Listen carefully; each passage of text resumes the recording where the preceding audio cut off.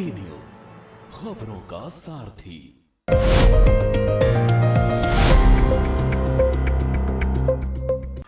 नमस्कार, के न्यूज के खास कार्यक्रम स्पेशल रिपोर्ट में आपका स्वागत है। मैं हूं मनोज मानस। आज हम सबसे पहले बात करेंगे सीएम योगी के राजस्थान चित्तौड़गढ़ में जौहर श्रद्धांजलि में शौर्य और वीरता के बखान की। वहीं चुनावी मोड में आए सीएम धामी के मिशन 2027 पर फोकस करती हमारी खास रिपोर्ट देखिए। और साथ ही हम बात करेंगे स्ट्रेट ऑफ हॉर्मुज में जारी तनाव के बीच अब बाबल मंडेव स्टेट को ब्लॉक करने की खुली धमकी। और चलते चलते बात जलवायु कार्यकर्ता सोनम वांगचुक की रिहाई और आगे के उनके संभावित स्टैंड की हम बात करेंगे। तो चलिए अब चलते हैं खबरों के विस्तार में।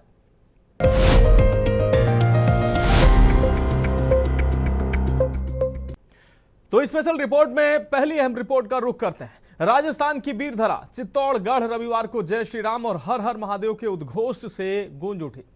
उत्तर प्रदेश के मुख्यमंत्री योगी आदित्यनाथ चित्तौड़गढ़ पहुंचे और उन्होंने ऐतिहासिक जौहर श्रद्धांजलि समारोह में शिरकत की। रानी पद्मिनी और हजारों वीरांगनाओं के बलिदान को उन्होंने नमन करते हुए सीएम योगी ने न केवल इतिहास के गौरव को याद किया बल्कि वर्तमान भारत के लिए कई बड़े संदेश भी दिए। क्या रहा सीएम योगी के इस दौरे में खास, इस खास रिपोर्ट में देखें। शौर्य, साहस और स्वाभिमान के प्रतीक चित्तौड़गढ़ की धरती पर आज यूपी के महाराज का आगमन हुआ। मौका था जौहर श्रद्धांजलि समारोह का, जहां सीएम योगी आदित्यनाथ ने जौहर की पावन अग्नि में स्वयं को समर्पित करने वाली उन हजारों वीरांगनाओं को श्रद्धांजलि अर्पित की, जिन्होंने आतताइयों के सामने झुकने के बजाय मृत्यु को गले लगाना बेहतर समझा। इस मौके पर योगी आदित्यनाथ का अंदाज हमेशा की तरह प्रखर था। उन्होंने चित्तौड़गढ़ को भारत की शक्ति का केंद्र बताया। सीएम ने कहा कि ये केवल एक किला नहीं बल्कि राष्ट्रवाद की वो मशाल है जो सदियों से देश को रास्ता दिखा रही है। सीएम योगी ने अपने संबोधन में विरासत और विकास के संगम पर जोर दिया। उन्होंने बिना नाम लिए इतिहास के उन पन्नों को भी चोट की जहां बलिदानों को कम करके आंका गया। योगी ने स्पष्ट कहा कि जिस देश को अपनी विरासत पर गर्व नहीं होता उसका भविष्य उज्जवल नहीं हो सकता। मेरा मानना है ये भारत की अमर गाथा है जो नारी अस्मिता, नारी सम्मान और नारी स्वावलंबन का एक नई प्रेरणा हम सबको प्रदान कर रहा है। मैं आभारी हूं अभी यहां पर महाराणा साहब ने जो बात यहां पर कही है, और मैं सही बता रहा हूं। हम लोग आज उत्तर प्रदेश में अगर कुछ कर पा रहे हैं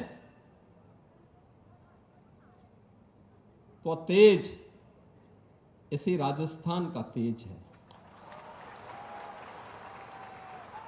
यही चित्तौड़गढ़ का तेज है।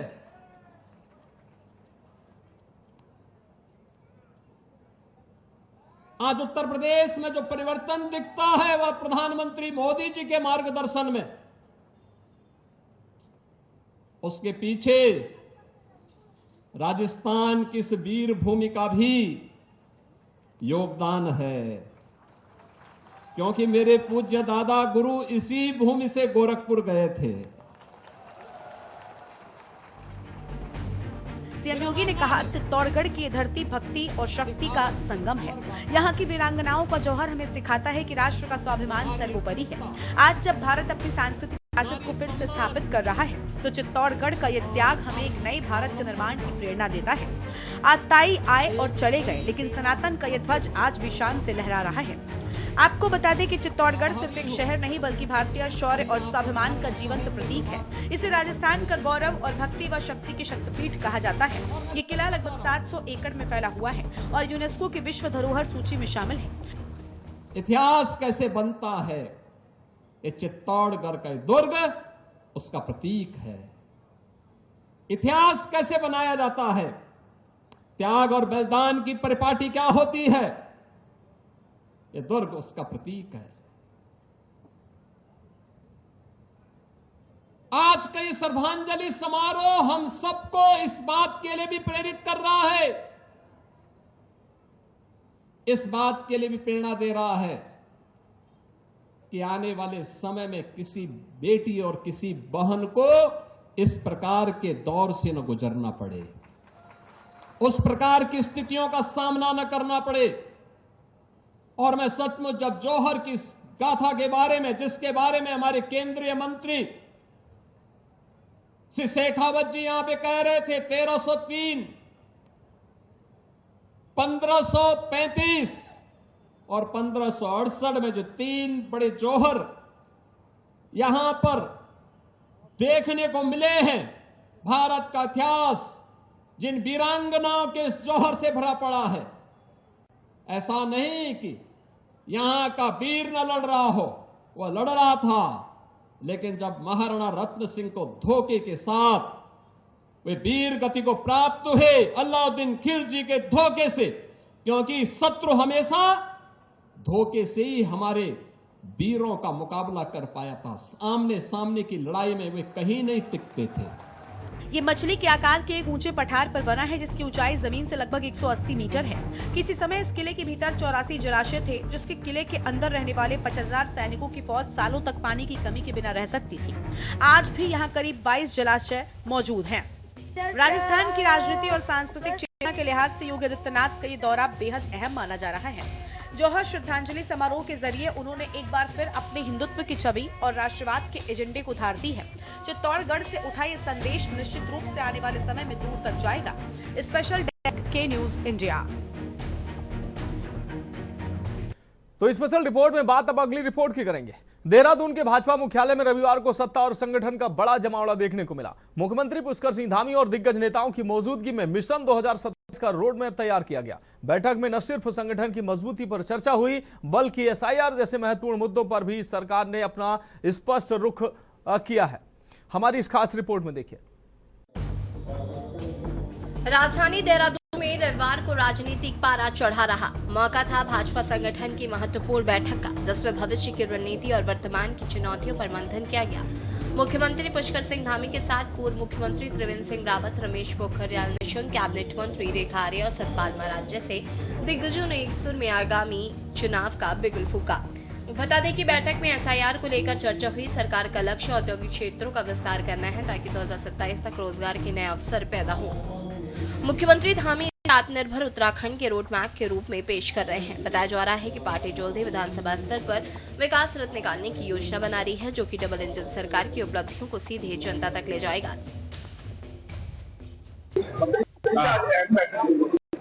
देखिए, भारतीय जनता पार्टी विश्व की सबसे बड़ी लोकतांत्रिक पार्टी है।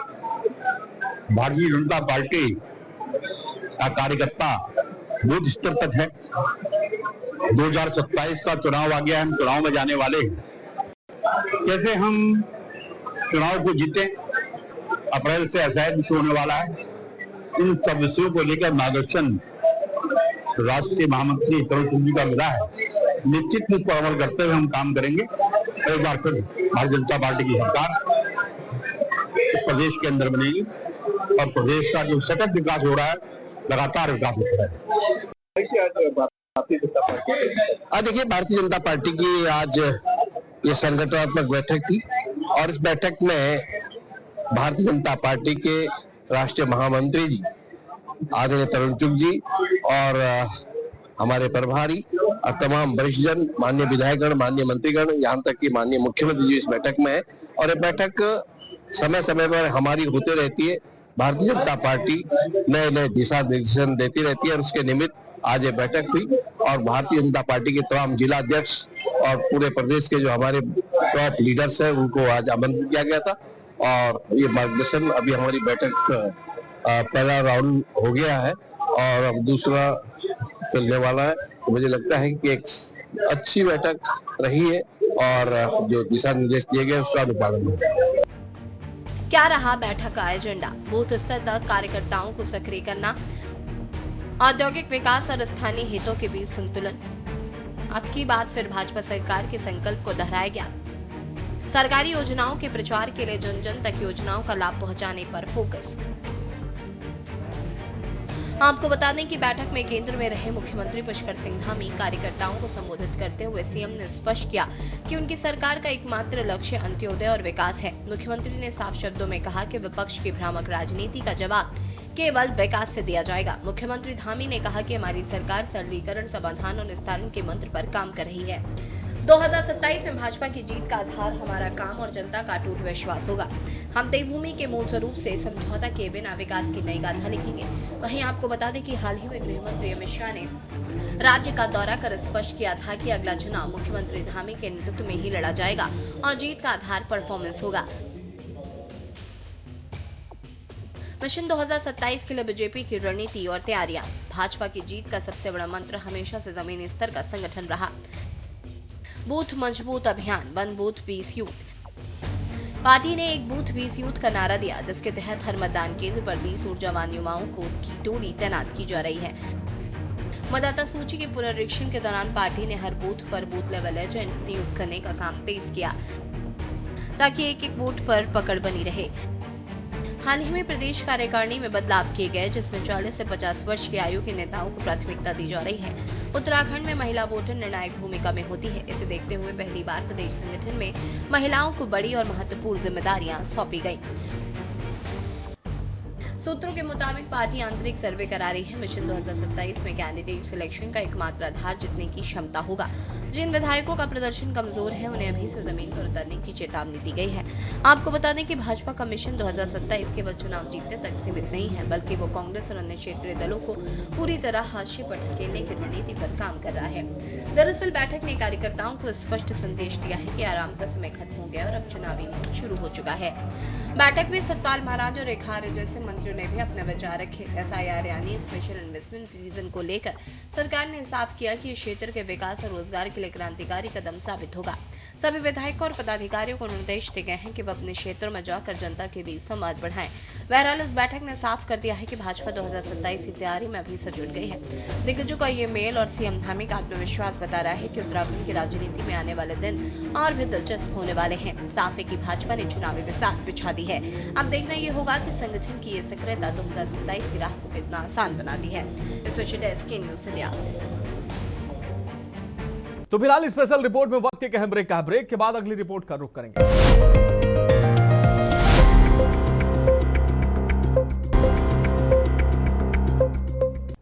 तो स्पेशल रिपोर्ट में बात अब अगली रिपोर्ट की करेंगे। वैश्विक अर्थव्यवस्था पर एक बार फिर काले बादल मंडरा रहे हैं। स्ट्रेट ऑफ हॉर्मुज में जारी तनाव के बीच अब यमन के हूती विद्रोहियों ने बाबल मंडेब स्ट्रेट को ब्लॉक करने की खुली धमकी दे दी है। अगर ऐसा हुआ तो यह सिर्फ एक समुद्री मार्ग का बंद होना नहीं होगा, बल्कि दुनिया भर की रसोई से लेकर पेट्रोल पंप तक हाहाकार मच जाएगा। आखिर क्यों इस संकरे रास्ते को आंसुओं का द्वार कहा जाता है और भारत पर इसका क्या असर होगा, इस खास रिपोर्ट में देखिए। क्यों खास है बाब अल मंडेब? इसकी चौड़ाई सबसे सकरे बिंदु पर मात्र 29 किलोमीटर है। दुनिया के कुल समुद्री व्यापार का 12% इसी रास्ते से गुजरता है। हर दिन लगभग 60 लाख बैरल कच्चा तेल और पेट्रोलियम उत्पाद यहां से निकलते हैं। ये एशिया को यूरोप और अमेरिका से जोड़ने वाले स्वेज नहर का मुख्य दरवाजा है। दुनिया के नक्शे पर एक छोटा सा बिंदु, लेकिन अहमियत इतनी कि यहाँ होने वाली एक हलचल पूरी दुनिया की जेब खाली कर सकती है। यमन और जिबूती के बीच स्थित बाब अल मंडेब स्ट्रेट, इसे अरबी में आंसुओं का द्वार कहते हैं। बहरहाल अब ये नाम सच साबित होता दिख रहा है।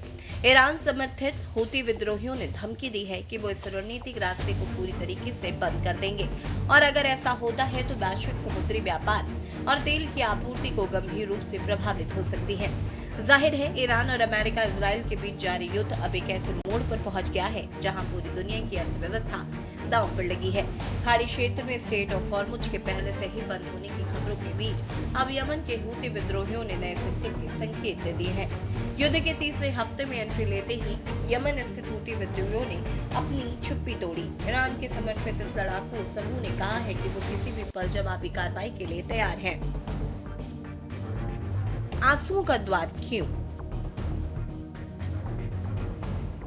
बता दें कि पुराने समय में यहाँ की समुद्री लहरें इतनी खतरनाक थीं कि कई जहाज डूब जाते थे। आज यहाँ होने वाले गृह युद्ध और समुद्री डकैती की वजह से ये दुनिया की सबसे खतरनाक चोक पॉइंट्स में से एक है।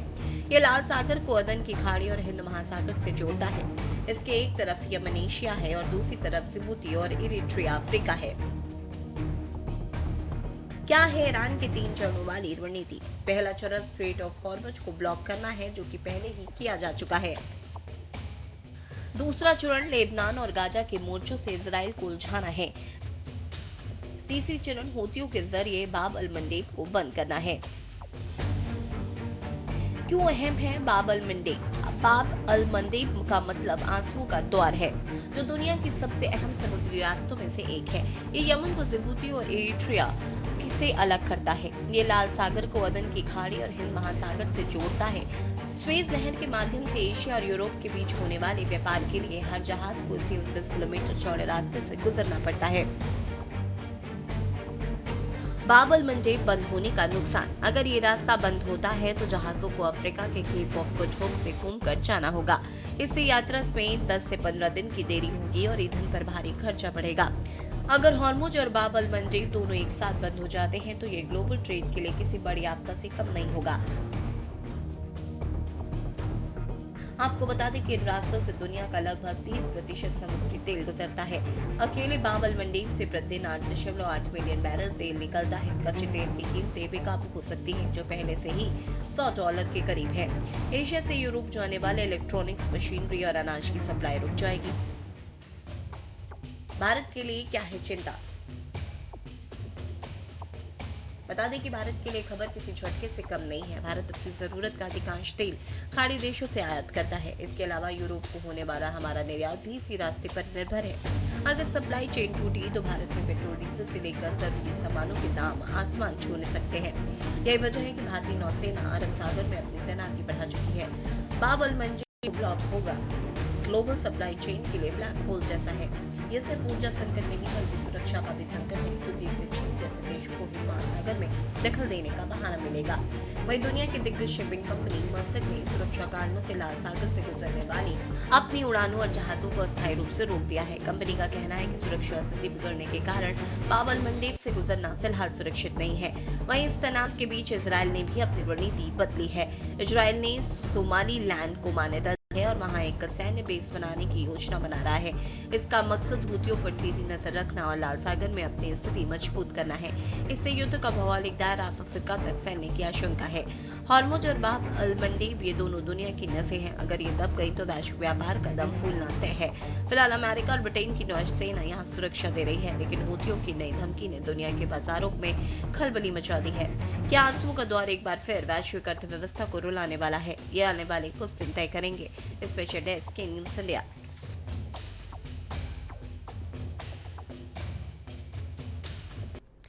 तो स्पेशल रिपोर्ट में अब बात अगली रिपोर्ट की करेंगे। लद्दाख की आवाज कहे जाने वाले जलवायु कार्यकर्ता सोनम वांगचुक करीब 6 महीने बाद जोधपुर सेंट्रल जेल से रिहा हो गए।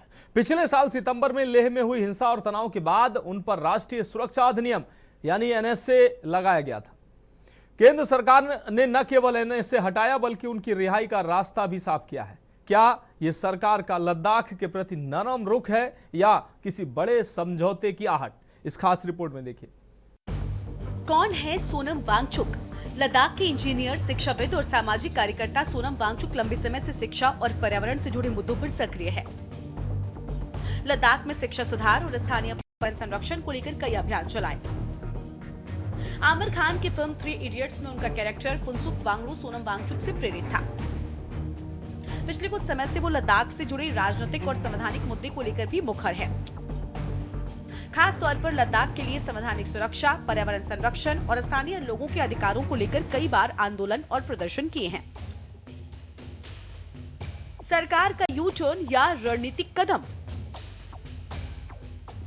सोनम वांगचुक की रिहाई और उन पर से एनएसए हटाने का सरकार का फैसला लद्दाख के प्रति नरम रुख और बड़े समझौते की आहट दोनों का संकेत माना जा रहा है। दरअसल सरकार का उद्देश्य लद्दाख में जारी गतिरोध को खत्म करना, तनाव कम करना और स्थानीय नेताओं के साथ रचनात्मक संवाद बहाल करके एक बड़े राजनीतिक समाधान की दिशा में बढ़ना है। सोनम वांगचुक की रिहाई केवल एक कानूनी प्रक्रिया नहीं बल्कि एक बड़ा राजनीतिक संदेश भी है। रिहाई के पीछे क्या है मुख्य कारण? 2025 की हिंसा के बाद लद्दाख में गहरा असंतोष था। सरकार का मानना है वांगचुक की रिहाई से स्थानीय जनता के बीच सद्भावना पैदा होगी। एक विश्व प्रसिद्ध पर्यावरणविद पर एनएसए लगाने को लेकर मानवाधिकार संगठनों और विपक्ष ने सरकार की कड़ी आलोचना की थी। एनएसए हटाना इस बात का संकेत है कि सरकार अब टकराव के बजाय टेबल टॉक के जरिए छठी अनुसूची और राज्य के दर्जे की मांग को सुलझाना चाहती है। बता दें कि केंद्र सरकार लद्दाख में विभिन्न हितधारकों और समाज के नेताओं के साथ सक्रिय रूप से संवाद कर रही है ताकि क्षेत्र के लोगों की चिंताओं का समाधान किया जा सके। हालांकि बंद और विरोध प्रदर्शनों का मौजूदा माहौल समाज के लिए बुरा साबित हुआ है। प्रदर्शन के चलते छात्रों, नौकरी चाहने वालों, व्यवसायियों, पर्यटन संचालकों और पर्यटकों सहित समुदाय के विभिन्न वर्गों को और लद्दाख की अर्थव्यवस्था को काफी नुकसान हुआ है। सोनम वांगचुक रिलीज, सवाल ये कि वो जेल ही क्यों भेजे गए? उन्हें जेल नहीं भेजना चाहिए था। उनके आंदोलन को भारतीय जनता पार्टी को भी समर्थन करना चाहिए था, क्योंकि भारतीय जनता पार्टी ने ही आश्वासन दिया था कि उन्हें स्टेटहुड का पूरा दर्जा मिलेगा, स्टेटहुड के पूरी पावर्स मिलेंगी। लेकिन भारतीय जनता पार्टी ने उनके साथ धोखा किया और धोखा करके न केवल धोखा जनता को दिया बल्कि उनके साथ भी जो व्यवहार किया जिसमें जेल में जाना पड़ा, ये भारतीय जनता पार्टी की जिम्मेदारी बनती थी। क्या हो सकते हैं सोनम वांगचुक के अगले कदम? जेल से बाहर आने के बाद वांगचुक का संघर्ष खत्म नहीं हुआ। वांगचुक सबसे पहले लेह लौटकर उन लोगों से संवाद कर सकते हैं जिन्होंने उनके समर्थन में आवाज उठाई। फिर से अनशन या पदयात्रा जैसे शांतिपूर्ण तरीकों को अपना सकते हैं, क्योंकि उन्होंने हमेशा अहिंसा पर जोर दिया है। रिहाई के बाद वो गृह मंत्रालय के साथ रुकी हुई बातचीत को फिर से शुरू करने का दबाव बनाएंगे। उनकी मुख्य मांगे हैं लद्दाख को पूर्ण राज्य का दर्जा, संविधान की 6ठी अनुसूची में लद्दाख को शामिल करना ताकि जनजातीय हितों की रक्षा हो सके। प्रमुख आविष्कार और योगदान, लद्दाख के रेगिस्तानी इलाकों में पानी की कमी दूर करने के लिए उन्होंने कृत्रिम ग्लेशियर बनाने की तकनीक विकसित की। ये बर्फ के ऊंचे शंकु होते हैं जो सर्दियों के बेकार बहते पानी को जमा करते हैं और गर्मियों में पिघलकर खेती के लिए पानी देते हैं। 1988 में students educational and cultural movement of Ladakh की स्थापना की। ये स्कूल उन छात्रों के लिए है जिन्हें पारंपरिक शिक्षा प्रणाली फेल घोषित कर देती है। लद्दाख की भीषण ठंड से निपटने के लिए बिना बिजली या ईंधन के गर्म रहने वाले मिट्टी के घर डिजाइन किए। भारतीय सेना के जवानों के लिए पोर्टेबल और सौर ऊर्जा से चालित टेंट बनाए ताकि ऊंचे युद्ध क्षेत्रों में ठंड से बचा जा सके। आपको बता दें कि वांगचुक की रिहाई केंद्र सरकार के लिए एक डैमेज कंट्रोल की तरह है। 2025 की हिंसा ने लद्दाख के पर्यटन और स्थिरता को भारी चोट पहुंचाई थी। सरकार अब चाहती है कि सीमावर्ती इलाके में असंतोष के बजाय विकास की चर्चा। हालांकि असली परीक्षा तब होगी जब सरकार 6ठी अनुसूची की मांग कर अपना रुख स्पष्ट करेगी। बहरहाल सोनम वांगचुक की रिहाई ने लद्दाख में एक नई उम्मीद तो जगाई है, लेकिन सवाल वही है, क्या रिहाई के साथ लद्दाख की मांगों पर भी मोहर लगेगी? स्पेशल डेस्क के न्यूज इंडिया। तो फिलहाल आज के लिए स्पेशल रिपोर्ट में मेरे साथ इतना ही। मुझे दीजिए इजाजत और आप देखते रहिए के न्यूज इंडिया।